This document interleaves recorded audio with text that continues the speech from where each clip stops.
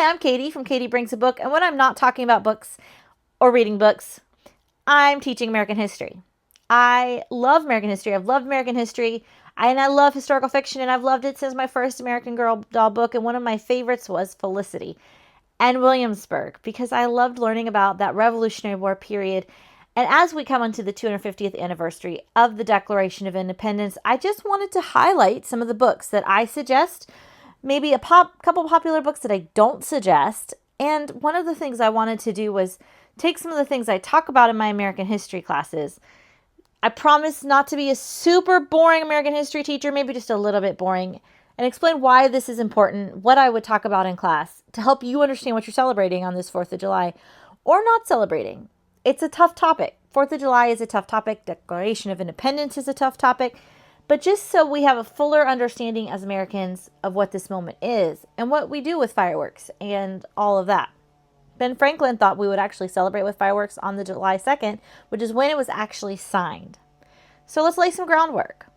This is something that I would like to do as a series with other historical periods, is talk a little bit about the historical period, what's going on, why we should study it, and then talk about some of the historical fiction books that I would suggest to learn more about it. If this is something, because that's also part of our history. So one of the things I tell my students is America is the story of people. It's not just the big names. And so I'm trying to bring that up. But again, we're just doing a sampling today. Declaration of Independence did not happen in a vacuum. And one of the things we think as a lot of times, because we don't study it since high school. And a lot of times in high school, if you're anything like my high school students, you're sleeping, thinking about who's dating who's best friends with who, what you're going to eat at lunch, or, who's going to homecoming. American history, not your top subject unless you're a history nerd like I am. So let's just kind of verify. First of all, it's not like 1 week we threw things in the harbor because, yay, America. Second week, Lexington and Concord, British shot us up. Third week, Declaration of Independence because all the colonies were super on board with us becoming America. And then, yay, King George was like, you win. And then, woo, we're done. That's not how it went, okay, people? At all, actually. So one of the things you have to understand is a lot of the taxes that we talk about and taxation without representation, things hadn't really changed that terribly. We'd mostly been governing ourselves with governors from England for a long time. A lot of the taxes that we talk about really only affected the top wealthy. Sugar could only be afforded by the wealthy. This tea really was by the wealthy. The paperwork that was needed, unless you were getting official documentation, and how often do those of us who are not super wealthy need like official documentation? Marriage, deeds, things like that. So some documentation. It affected something like newspapers sometimes, but for the most part, a lot of these taxes affected those who are wealthy. Some of the taxes affected those below, but for the most part, it's the wealthy that were affected. And it was the wealthy, like John Hancock, who were the ones pushing behind the scenes. That's why when we look at who signed the Declaration of Independence, it really is the top 5 to 10% wealthy men who signed it, because they're the ones who were affected mostly by the taxes. And when we yell taxation without representation, we're not saying the same thing as sending people to the Senate. We're talking about they wanted a say in Parliament in England, and they wanted a say at the governor's level, because what had happened is governors would be sent from England, but for the most part, the colonies had been allowed to run themselves, especially Virginia and Massachusetts, who were two of the wealthiest. So that's kind of laying the groundwork. There's more to it. I can go into more detail another time. But what happened is this is going on for like over a decade. All of this is building up. And there's lots and lots of people in the colonies who think that we should stay a colony to England. So when these men get together and they say, they're not actually deciding yet to write the Declaration of Independence. They're deciding if they even want to say, like, divide from England. They go into the Declaration of Independence discussions saying, we just want King George to acknowledge that he did wrong, not that we're going to become independent. And when they begin writing it, they're just saying, we're going to write a list of grievances.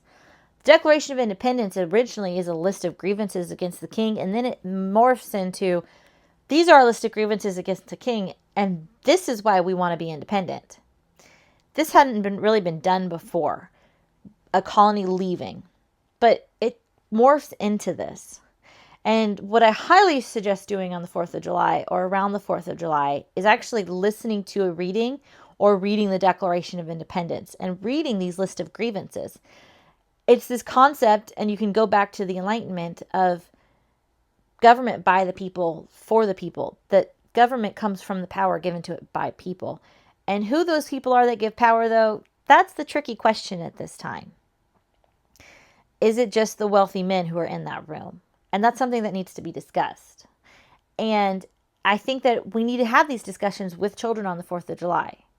So also remember, it's just wealthy white men in this room. It's not enslaved persons. It's not freed persons of any minority race. It's not women. It's just wealthy, landowning white men who are in this room having this discussion. And they write out a list of the Declaration of Independence and they sign it.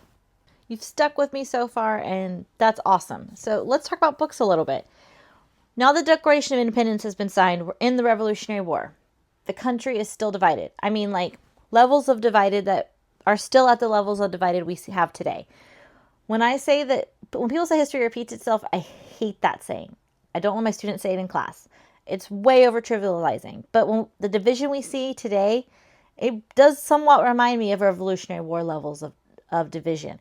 The loyalists, those loyal to staying a colony of England versus those who wanted independence, that's happening. I mean, like sons versus fathers, daughters disagreeing with their parents, things like that. So, what books can help us understand the Revolutionary War? I'm going to show you some historical fiction and nonfiction. A book that just came out that just got picked for the Reese's Book Club pick. I'm about to read A Founding Mother by Stephanie Dray and Laura Camoy. They also have several other books about the Revolutionary War period. I cannot wait to read. This is about Abigail Adams. Amazing woman. Her husband, John Adams, an amazing man. Now, again, one of my focuses is women's history. So these are going to be very women's history focused. I cannot wait to read this book. I love everything they write about the Revolutionary War. They also have written about Benedict Arnold's wife, Peggy, which I think is a great loyalist perspective. One of the things that we tend to forget is how many loyalists there were. And I really I think that that's very important for us to remember. There's one of the things that I suggest is, and I'm going to talk a little bit about like children's books that we should read, young adult books. Dear America has both a diary for loyalists and for independent, and because it's great to have both those perspectives. But A Founding Mother just came out, also by Stephanie Dray and Laura Camoy.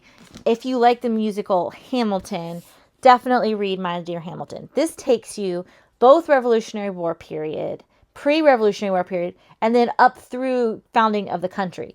I don't think we should stop at the Revolutionary War. Just because the Revolutionary War was over does not mean the country was good to go. There was this big question, again, if there's no monarchy, what do they do? This had been done in like small areas. They had like the Iroquois Nation. They had small areas, but as a whole country, this was a question. And I think My Dear Hamilton, first of all, it brings out some perspectives on the things that happened to Hamilton that are different than the musical and Ron Chernow's biography that the musical is based on. The musical is based on Alexander Hamilton and Ron Chernow's biography. This is based on Eliza and is a historical fiction and is fantastic. But the country had to get set up. Another series that I suggest is, and this is young adult, but also could be read by adults, could be read by a little bit younger, Chains. It's a series. Lori Hale Anderson, she does fantastic books. I'm going to talk about another one of her books. One of my regrets is that I do not have a BIPOC author to talk about. And I try to always talk about BIPOC authors in my videos. I am actively looking for a book about this period by a BIPOC author. But I do suggest two things when studying this time. First of all, read some poetry by Phyllis Wheatley. She was an enslaved woman who wrote poetry during the Revolutionary War. And I think that when you're looking at this period, you need to actually read what we call primary sources.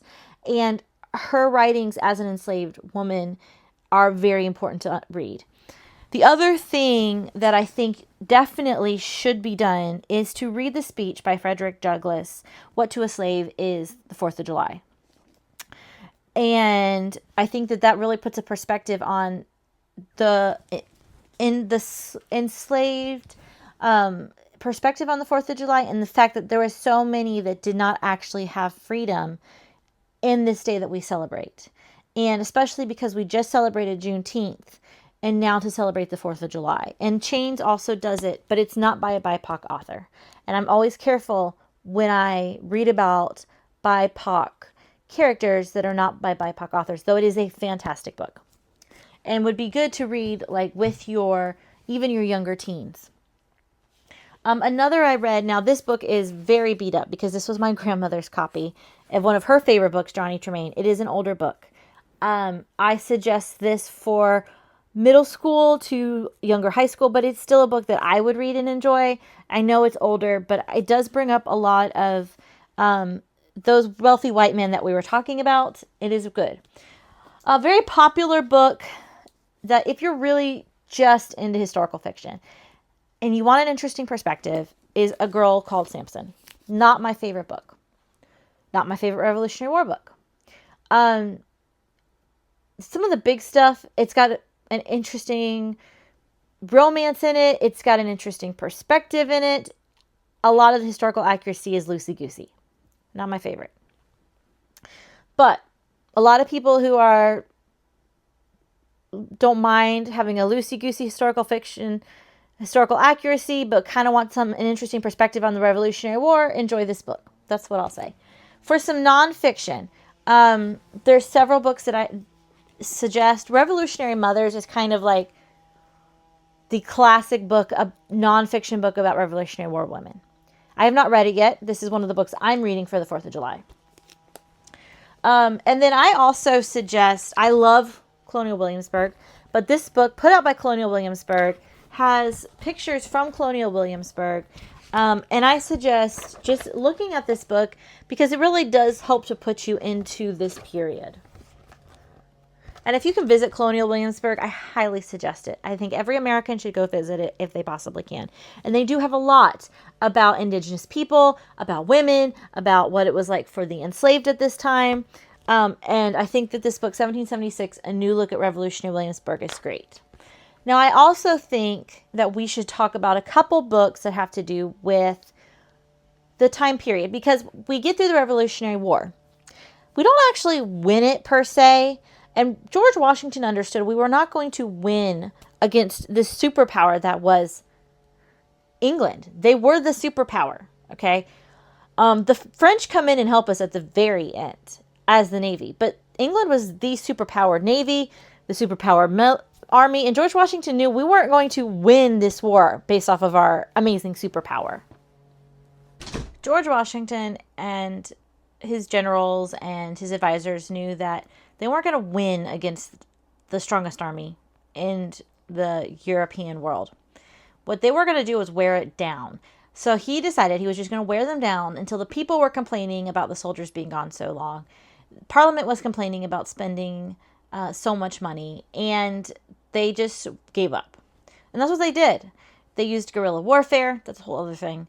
And they just wore them down. And then the French came to the aid right at the very, very end until there was a surrender at Yorktown. And now the question is, it was kind of like, fine, we give up. It's like when your kid's begging and begging and begging, you're just like, okay, fine. You know, none of us parents ever do that. So then the question is, what comes next? You know, that song and that musical? What comes next? And they have to create this country. And it's not like the Constitution's done right away. There's this period called the Articles of Confederation when things are kind of, well, it's not done well. And things are a mess for a while. And so then there's this like time period of what's going to happen in the government. And there's two books I suggest that I think do a really good job of helping us understand like what this time period is like. but they don't go into the politics of this time period. Politics is something that if you really want to get into the politics, let me know in the comments. I'll give you some suggestions of some, great books. Ron Chernow, if you want a good deep biographies of some men who are really in charge, Ron Chernow does a great job. David McCullough, a great job. If you want like the depth biographies. But if you want to know how like the everyday people lived, which is my passion, here's two.